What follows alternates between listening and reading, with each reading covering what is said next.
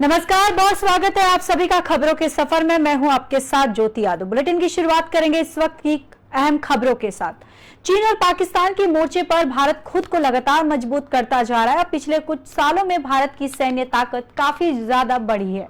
इस बीच भारतीय नौसेना के बेड़े की ताकत भी कई गुना बढ़ते जा रही है। आपको बताते चले कि आईएनएस विक्रांत के लिए फ्रांस से 26 राफेल विमानों का सौदा हो सकता है, जिस पर पीएम मोदी के दौरे में हस्ताक्षर हो सकते हैं। बताया ये भी जा रहा है कि इस अरबों के सौदे पर अंतिम मुहर पीएम मोदी के दौरे से ठीक पहले रक्षा अधिग्रहण परिषद की बैठक में लग सकती है। रिपोर्ट के मुताबिक पीएम मोदी के दौरे में 3 पनडुब्बियों के निर्माण को लेकर भी बातचीत हो सकती है। इन्हें मेक इन इंडिया प्रोग्राम के तहत भारत में लाने की बात कही जा सकती है, यानी भारत में ही इन्हें तैयार किया जा सकता है। हालांकि अब तक सरकार की तरफ से इसे लेकर कोई भी जानकारी सामने नहीं आई है। आने वाले कुछ दिनों में इस पर तस्वीर साफ उठती है। प्रधानमंत्री नरेंद्र मोदी 13 से 14 जुलाई तक अपनी 2 दिन की फ्रांस यात्रा पर होंगे। इस दौरान होने वाले रक्षा सौदों को लेकर दोनों ही देशों की तरफ से फिलहाल चुप्पी साधी गई है और हालांकि ये माना भी जा रहा है कि भारत और फ्रांस रक्षा सौदे के लिए रोड मैप तैयार कर सकते हैं और भारत की कोशिश रहेगी कि वो फ्रांस की कंपनियों की मदद से भारत में ही इंजन और बाकी चीजों का निर्माण करे और इसमें खास तौर पर भारतीय नौसेना के लिए कई तरह के नए टेक्नोलॉजी वाले हथियार खरीदे जा सकते हैं। चीन की तरफ से समुद्री सीमाओं पर भी भारत के लिए खतरा पैदा हो रहा है और ऐसे में फ्रांस के साथ होने वाले ये सौदा काफी अहम साबित हो सकता है।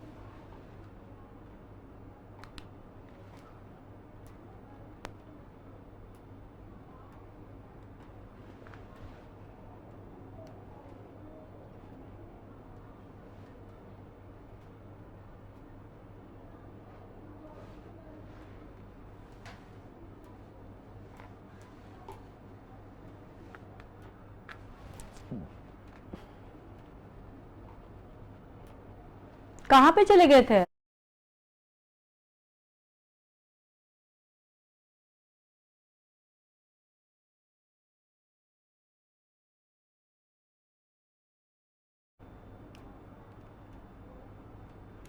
देश भर में सभी नागरिकों के लिए एक जैसा कानून बनाने के लिए यूनिफॉर्म सिविल कोड लाने की तैयारी है। इस बीच आदिवासी समाज को अपवाद के तौर पर छूट देने की भी सुझाव आ रहे हैं। यूसीसी को लेकर कानूनी मामलों की संसदीय समिति की बैठक हुई है और इसमें अध्यक्ष सुशील मोदी ने आदिवासियों को इसके दायरे से बाहर रखने की बात कही थी और अब ऐसा ही सुझाव आरएसएस के अनुषंगिक संगठन वनवासी कल्याण आश्रम ने दी है। वनवासी कल्याण आश्रम ने विधि आयोग को लिखे लेटर में कहा है कि उसे इस मामले में जल्दबाजी में रिपोर्ट नहीं सौंपनी चाहिए, जिसको लेकर आरएसएस के संगठन का कहना है कि विधि आयोग इस मामले में कोई फैसला लेने से पहले आदिवासी समाज के रिवाजों और परंपराओं को समझे।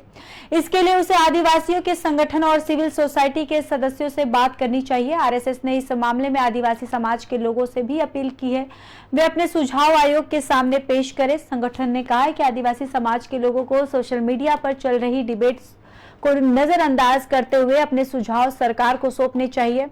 वहीं वनवासी कल्याण आश्रम की ओर से जारी बयान में कहा गया है कि हम संसदीय पैनल के सुझाव की सराहना करते हैं जिसने आदिवासियों को यूसीसी के दायरे से बाहर रखने को कहा है।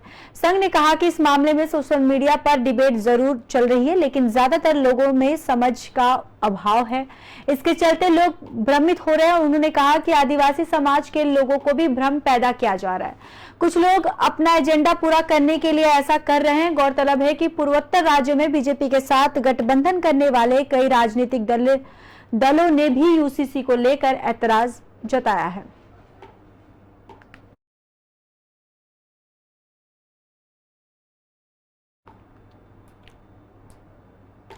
भारत के रक्षा मंत्री राजनाथ सिंह अपनी 3 दिवसीय मलेशिया के आधिकारिक दौरे पर हैं, जहां पर वो बीते दिन मलेशिया पहुंचे थे और आज कुआलालंपुर पहुंचे हैं, जहां उनका मौजूद भारतीय प्रवासियों ने स्वागत किया है। इस दौरान भारत माता की जयकार और वंदे मातरम के नारे भी लगाए गए। दरअसल आपको बताते चले कि यहाँ पर रक्षा संबंधों को और मजबूत करेंगे और साथ ही रणनीतिक साझेदारी को भी बढ़ाएंगे। राजनाथ सिंह इस यात्रा के दौरान मलेशिया के प्रधानमंत्री वाईवी दातो सेरी अनवर बिन इब्राहिम से भी मुलाकात करेंगे, जिसको लेकर रक्षा मंत्रालय के कार्यालय ने ट्विटर पर लिखा है कि रक्षा मंत्री राजनाथ सिंह मलेशिया की 3 दिवसीय आधिकारिक यात्रा पर कुला लालपुर पहुंचे। राजनाथ सिंह दोनों देशों के बीच रक्षा सहयोग को गहरा करने के लिए मलेशिया की आधिकारिक यात्रा पर है। वहीं दूसरी ओर इससे पहले रक्षा मंत्री ने बीते दिन कहा था कि रविवार को 9 जुलाई को 3 दिवसीय आधिकारिक यात्रा पर मलेशिया के कुला लालपुर जाऊंगा। उन्होंने आगे कहा कि अपने समक्ष दातो सरी मोहम्मद हसन के साथ द्विपक्षीय वार्ता करेंगे और दोनों देशों के बीच रक्षा सहयोग को गहरा करने के लिए उत्सुक हूं। वहीं विदेश मंत्रालय ने कहा कि भारत और मलेशिया के बीच गहरे और मधुर संबंध है। बताते चले कि हाल में ही अप्रैल में भारत और मलेशिया भारतीय रुपये में व्यापार करने पर सहमत हुआ। इससे पहले इन जून में विदेश राज्य मंत्री मुरलीधरन ने मलेशिया के मानव संसाधन मंत्री और शिव कुमार से मुलाकात की और मलेशिया में भारतीय श्रमिकों के लिए सभी क्षेत्रों का खोलने पर एक समझौता ज्ञापन पर हस्ताक्षर करने पर सहमत हुए।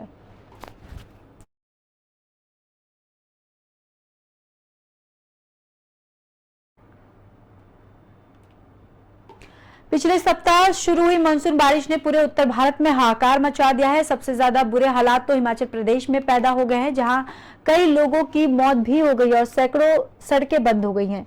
जानकारी के मुताबिक राज्य में बीते 24 घंटों के दौरान मानसून बारिश में जमकर तांडव मचाया है। भारी बारिश के चलते ब्यास नदी के बाढ़ जैसे हालात पैदा हो गए, जिसने कुल्लू से लेकर मंडी तक जमकर कहर बरपाया। वहीं बताया जा रहा है कि हिमाचल प्रदेश में हुई भारी बारिश के चलते बीते 24 घंटे में 8 लोगों की जान गई, जिसमें अकेले शिमला जिले में ही 6 लोग मारे गए। भारी बारिश के चलते राज्य के 3 जिलों में ही 5 पुल बह गए हैं। मंडी, कुल्लू और लाहौल स्पीति जिले में बहने वाली व्यास और चंद्रभागा नदियों में 5 पुल बह गए। वहीं भारतीय बारिश के बाद हुए लैंडस्लाइड के चलते 9 लोग घायल हुए, जबकि 3 लोग अभी भी लापता बताए जा रहे। भारी बारिश के चलते राज्य के सभी शिक्षण संस्थानों को बंद कर दिया गया है। वहीं आपको बताते चले कि भारी बारिश के मद्देनजर रविवार के लिए राज्य में रेड अलर्ट जारी किया गया था, जिसका असर भी देखने को मिला है। वहीं रविवार को भारी बारिश से मंडी और कुल्लू में तबाही मंजर देखा गया, जिसमें 4 पुल बह गए। मंडी शहर में विक्टोरिया ब्रिज वापस नदी के पानी में डूब गया है, जबकि पंडोह डैम के सभी गेट खोल दिए गए हैं। वहीं पंडोह का आधा बाजार डूब गया। यहां फंसे 6 लोगों को रेस्क्यू किया गया था। उधर कुल्लू जिले में सब्जी मंडी के किसान भवन में 30 लोग कई घंटों तक फंसे हुए हैं, जिन्हें आज ब्यास नदी का पानी कम होने के बाद एयरलिफ्ट किया जाएगा। इसके अलावा कुल्लू से मनाली तक ब्यास नदी में मनाली चंडीगढ़ हाईवे कई स्थानों पर बह गया। कुल्लू में एक वोल्वो बस और एक ट्रक ब्यास नदी में बह गए। उधर कसौल में पार्किंग में खड़ी कई कारें पार्वती नदी में बह गई हैं। हिमाचल प्रदेश में हुई भारी बारिश के नदियां उफान पर हैं।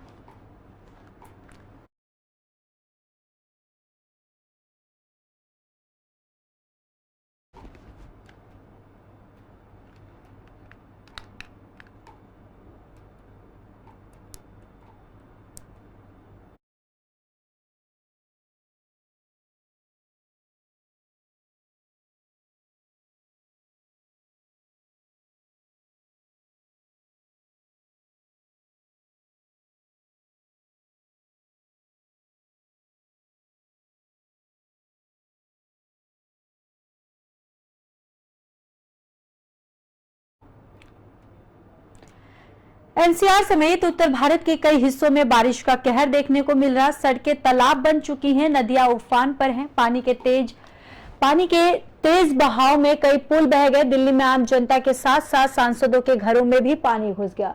जल भराव के कारण जगह जगह लंबा जाम देखने को मिला है। वहीं दिल्ली में लगातार हो रही भारी बारिश के कारण स्कूलों में भी छुट्टी कर दी गई है। दिल्ली सरकार के सिंचाई और बाढ़ नियंत्रण विभाग ने बाढ़ की चेतावनी जारी की है। दिल्ली में यमुना नदी का जलस्तर बढ़ रहा है और इससे मंगलवार को खतरे के निशान 205.33 मीटर पार करने की आशंका है।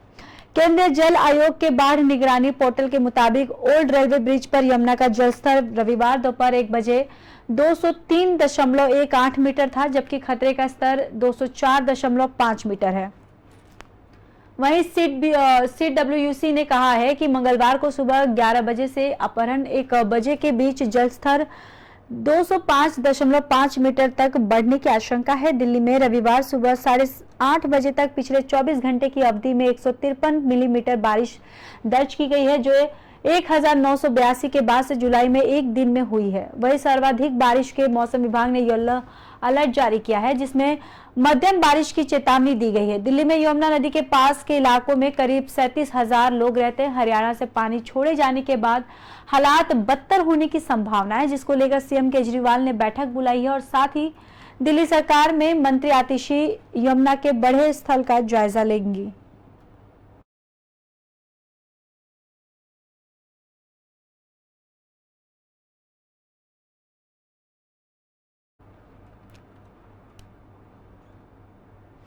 पश्चिम बंगाल में 4 जिलों के 697 बूथों पर आज फिर पंचायती चुनाव वोटिंग हो रही है। इनमें मालदा, मुर्शिदाबाद, पुरुलिया, बीरभूम, जलपाईगुड़ी, गुड़ी और दक्षिण 24 परगना शामिल है। आज होने वाले चुनाव में सबसे ज्यादा बूथ 175 मुर्शिदाबाद में, उसके बाद 112 बूथ मालदा में है। 8 जुलाई को पंचायत चुनाव के 73,887 ग्राम पंचायत सीटों में से 64,874 पर मतदान हुआ था। कई इलाकों में बूथ लूटने, बैलेट पेपर फाड़ने, बैलेट पेपर में आग लगाने और बम फेंकने की घटनाएं भी हुई हैं। जिन बूथों पर बैलेट बॉक्स से छेड़छाड़ और हिंसा की घटना देखी गई है, उन्हीं पर दोबारा मतदान हो रहे हैं। चुनाव के दिन 6 जिलों में 16 लोगों की हत्या भी की गई है। इसके साथ ही एक महीने में जान गंवाने वालों की संख्या 35 हो गई है। 8 जून को चुनाव का ऐलान होने के बाद से 7 जुलाई तक 19 लोगों की जान गई थी। बीएसएफ डीआईजी एसएस गुलेरिया ने कहा है कि राज्य चुनाव आयोग ने सिर्फ 7 जून को सेंसिटिव बूथ की संख्या बताई, उनकी लोकेशन या कोई और अन्य जानकारी नहीं दी है। यहाँ पर सेंट्रल आर्म्ड पुलिस फोर्स के 59,000 ट्रूप और 25 राज्यों की आर्म्ड पुलिस भी मौजूद थी, लेकिन इसका ठीक तरीके से इस्तेमाल नहीं किया जा सका। राज्य सरकार ने बताया कि सिर्फ 4,834 सेंसिटिव बूथ हैं जिन पर सीएपीएफ को तैनात किया गया था, लेकिन असल में यहाँ कोई ज्यादा सेंसिटिव पुलिस बूथ थे। बीएसएफ की तैनाती तो स्थानीय प्रशासन की मांग पर की गई थी। चुनाव के दौरान हिंसा फैलाने के आरोपों को लेकर बंगाल चुनाव आयुक्त राजीव सिन्हा ने कहा है कि ये जिम्मेदारी जिला प्रशासन की थी, चुनाव के दौरान भीड़ को कंट्रोल करे। उन्होंने आरोप लगाया कि केंद्रीय बल बंगाल में समय रहते कंपनियां तैनात नहीं कर सके।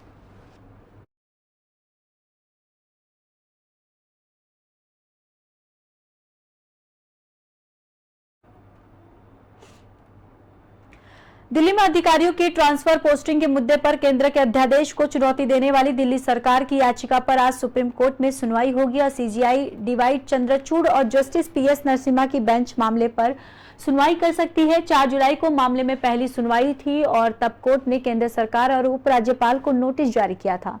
वहीं 6 जुलाई को सीनियर एडवोकेट अभिषेक सिंघवी ने कोर्ट से मामले पर तत्काल सुनवाई की मांग की थी। केजरीवाल सरकार ने 30 जून को कोर्ट में याचिका दाखिल कर केंद्र के अध्यादेश को चुनौती दी थी।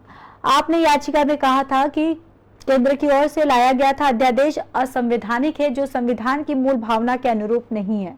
दिल्ली सरकार के अध्यादेश को रद्द करने और उस पर अंतरिम रोक लगाने की भी मांग की गई। दरअसल केंद्र सरकार ने 19 मई को अधिकारियों को ट्रांसफर पोस्टिंग पर अध्यादेश जारी किया था। अध्यादेश में उसने सुप्रीम कोर्ट के 11 मई के उस फैसले को पलट दिया था, जिसमें ट्रांसफर पोस्टिंग का अधिकार दिल्ली सरकार को मिला था। अध्यादेश के मुताबिक दिल्ली के अधिकारियों को ट्रांसफर पोस्टिंग का आखिरी फैसला उपराज्यपाल यानी एलजी का होगा। इसमें मुख्यमंत्री का कोई भी अधिकार नहीं होगा। केंद्र सरकार ने अध्यादेश लाकर राजधानी में अधिकारियों की ट्रांसफर पोस्टिंग के लिए राष्ट्रीय राजधानी सिविल सेवा प्राधिकरण की स्थापना की थी। मुख्यमंत्री केजरीवाल इसके अध्यक्ष हैं, जबकि दिल्ली के मुख्य सचिव और प्रमुख गृह सचिव भी इसके सदस्य हैं। 2 जुलाई को सीएम ऑफिस ने राष्ट्रीय राजधानी सिविल सेवा प्राधिकरण की आलोचना की थी। सीएम ऑफिस की ओर से कहा गया था कि नौकरशाह दिल्ली के मुख्यमंत्री के फैसले को पलट रहे हैं। नियमों के मुताबिक एनसीसीएसए अपने फैसले बहुमत के आधार पर लेगा और इस प्राधिकरण में केंद्र सरकार की ओर से नियुक्त 2 शख्स सचिव व प्रमुख गृह सचिव, जिसमें उन्हें सीएम के सभी फैसले पलटने की शक्ति मिल गई है। हालांकि उपराज्यपाल सचिवालय ने इन दावों को सिरे से खारिज कर दिया है।